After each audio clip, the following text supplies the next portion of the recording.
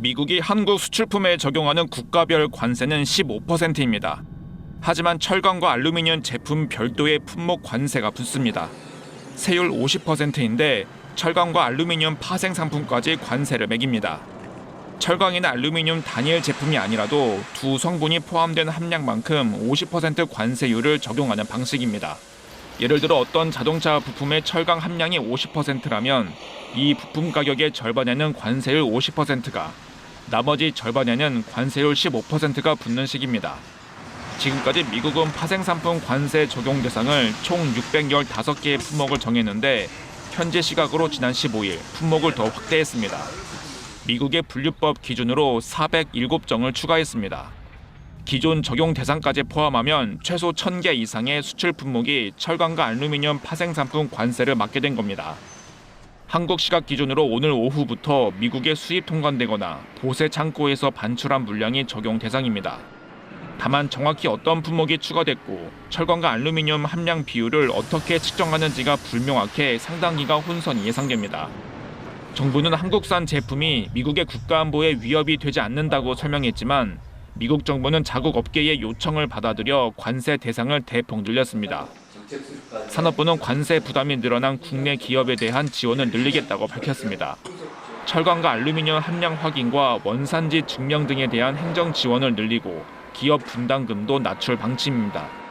KBS 뉴스 이세중입니다.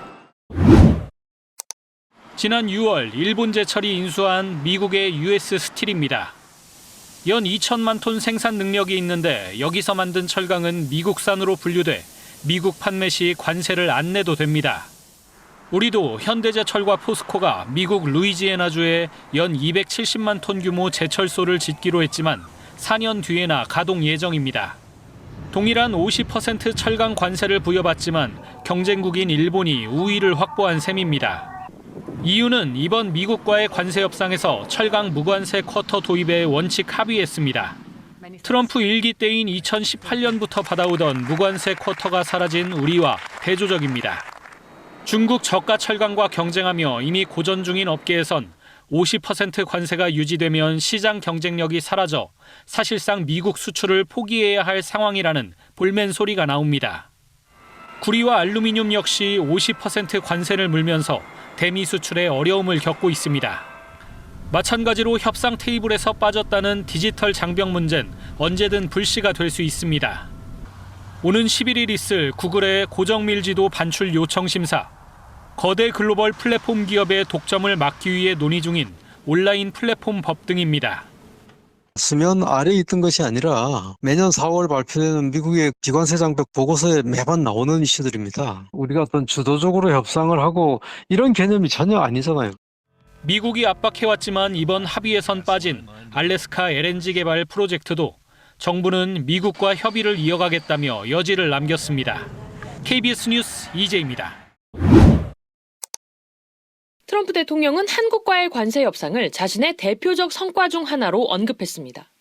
한국 시장이 개방됐다며 미국 자동차 산업에 엄청난 기회가 될 거라고 강조했습니다. It's a closed country, and now all of a sudden we're allowed to sell cars into South Korea and trucks and SUVs. I mean, we're really opening it up. 이번 무역 합의를 통해 미국산 자동차가 미국 안전 기준을 통과하면 한국 기준도 충족한 걸로 인정하기로 했는데 이로 인해 수출이 늘어날 거란 기대로 해석됩니다. 트럼프 대통령은 또 한국과 일본, EU 등이 약속한 대미 투자에 대해 미국에 주는 돈이라고 강조했습니다. 투자도 트럼프 자신이 원하는 아무 것에나 투자하는 거라고 주장했습니다. That's a gift. That's not like, a loan. There's nothing to pay back. 트럼프 대통령의 주장은 우리 정부가 3,500억 달러 투자의 상당 부분이 대출이나 보증이라고 설명해온 것과는 차이가 있습니다. 향후 이 투자금의 성격을 놓고 논란이 빚어질 수 있습니다. 트럼프 대통령은 다음 주 의약품과 반도체에 대한 품목 관세도 예고했습니다.